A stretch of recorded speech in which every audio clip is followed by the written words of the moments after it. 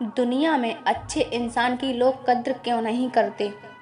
दोस्तों, कहते हैं दुनिया के लोग उसी की कद्र ज़्यादा करते हैं जिससे उन्हें कुछ मिलने वाला होता है। जिससे उन्हें कुछ नहीं मिलता, दुनिया वाले स्वतः ही उससे दूर दूर रहने लगते हैं।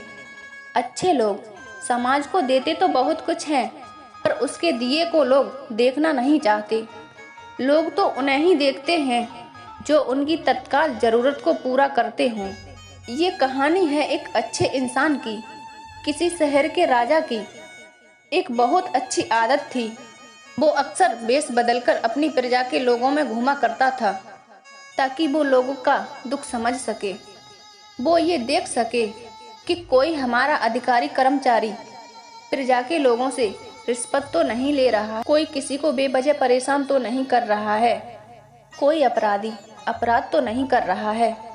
राजा के इस प्रकार घूमने से चोर लुटेरे और डाकुओं में बहका माहौल बना हुआ था। अपराध करने से पहले अपराधी 10 बार सोचते थे। एक बार राजा वेश बदलकर अपनी मंत्री के साथ राज्य में घूम रहे थे। घूमते घूमते वे शहर से बाहर एक बाजार में जा पहुंचे। बाजार में लोगों की काफी भीड़ थी। उसी भीड़ में राजा ने देखा कि एक पुरुष जमीन पर पड़ा हुआ था। लोग अनदेखा करके उसको आ जा रहे थे। राजा ने उस आदमी को हिला करके देखा, उसे टटोल कर देखा तो पता चला वो तो मर चुका है। लोग उसके पास से गुजरे चले जाते थे, कोई उसको देखना नहीं चाहता। न कोई उसे उठाने वाला था, न किसी ने उसे उठाकर उसके घर भिजवाया। सब अपनी अपनी दुनिया में मगन थे। राजा साहब सादा वेशभूषा में थे। वे लोगों को मदद के लिए आवाज लगा रहे थे, लेकिन कोई नहीं जानता था वो आवाज लगाने वाले यहाँ के राजा थे। इसीलिए कोई भी व्यक्ति मदद के लिए आगे नहीं गया। तब राजा को कुछ हैरानी हुई। एक आदमी मर गया है, पर कोई उसको उठाकर उसके घर तक पहुँचाना नहीं चाहता है। आखिर बात क्या है? तब राजा ने वहाँ के लोगों से पूछा कि भैया, एक आदमी मर गया है, पर कोई भी उसको उठाकर उसके घर पहुँचाना नहीं चाहता, आखिर क्यों? तब वहाँ के लोगों ने बताया, अरे भैया, तुम कहाँ इसके चक्कर में पड़े हो।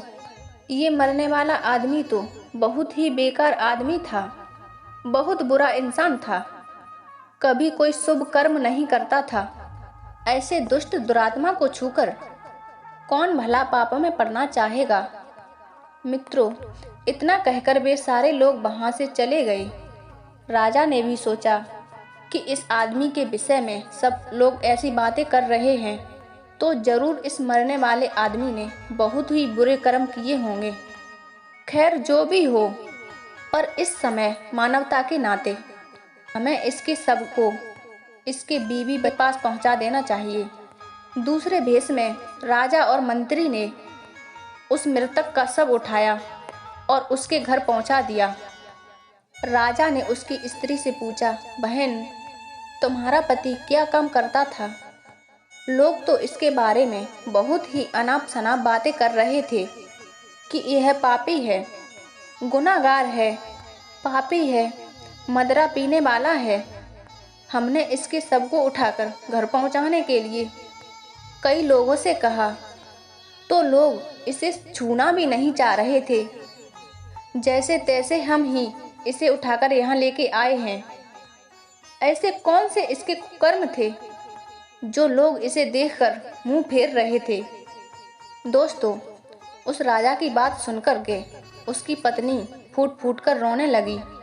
वो ये तो नहीं जानती थी कि मेरे पति के शव को घर पहुंचाने वाला शख्स यहाँ का राजा है, जो कि साधारण वेशभूषा में मेरे पति को उठाकर लाया है। वो स्त्री कहने लगी, भैया, दुनिया के लोगों ने मेरे पति के बारे में जो कुछ कहा वो ठीक नहीं है। मेरा पति बहुत ही नेक इंसान था। उन्होंने कोई ऐसा काम नहीं किया था जिससे लोगों को दुख पहुंचा हो। पता नहीं फिर भी लोगों ने उसके पति के साथ ऐसा व्यवहार क्यों किया। मैं अपने पति की ओर से गवाही देती हूँ कि मेरा पति बहुत ही अच्छी सोच वाला व्यक्ति था। मृतक की पत्नी की बात सुनकर राजा कि ऐसा कैसे हो सकता है, लोग तो इसकी बुराई पर बुराई किए जा रहे थे, यहाँ तक कि इसके शव को भी लोग हाथ लगाने को तैयार नहीं हो रहे थे।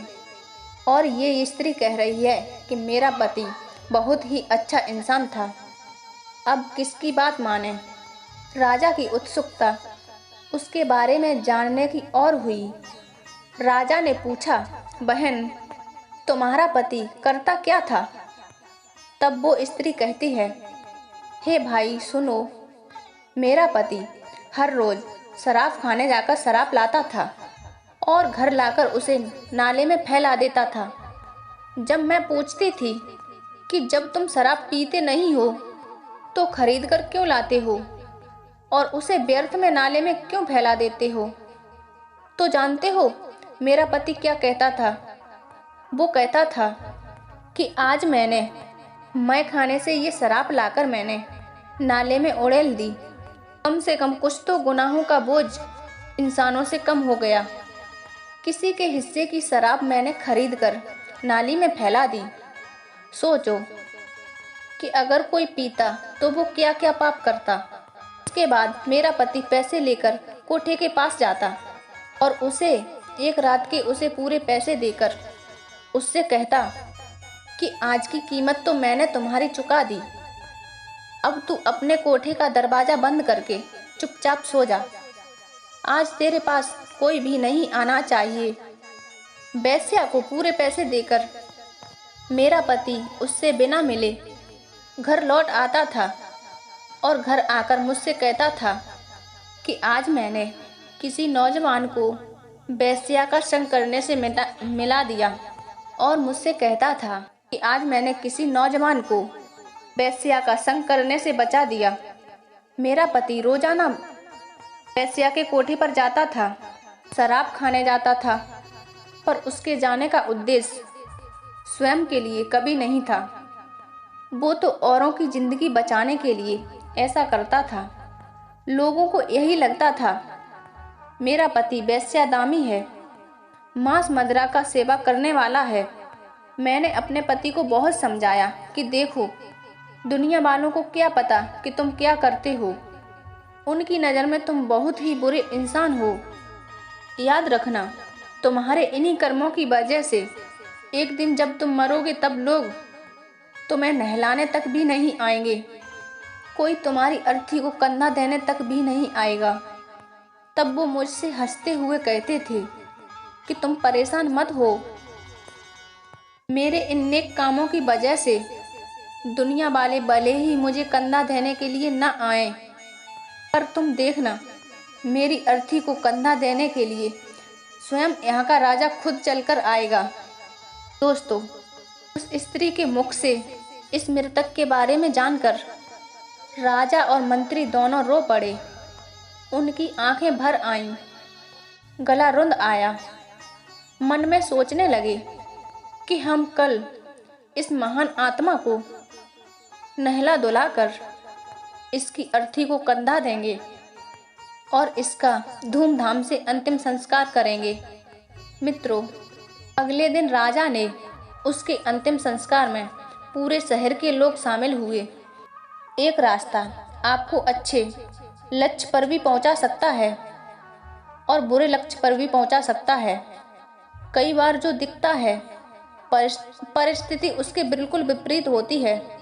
कुछ लोग स्वयं कीचड़ में घुसकर दूसरों के दामन की कीचड़ साफ करते हैं। हमें ऐसे नेक दिल लोगों की महानता को याद रखना चाहिए, किसी को नींदना नहीं चाहिए। दोस्तों, उम्मीद करती हूँ ये कहानी ज़रूर पसंद आई होगी।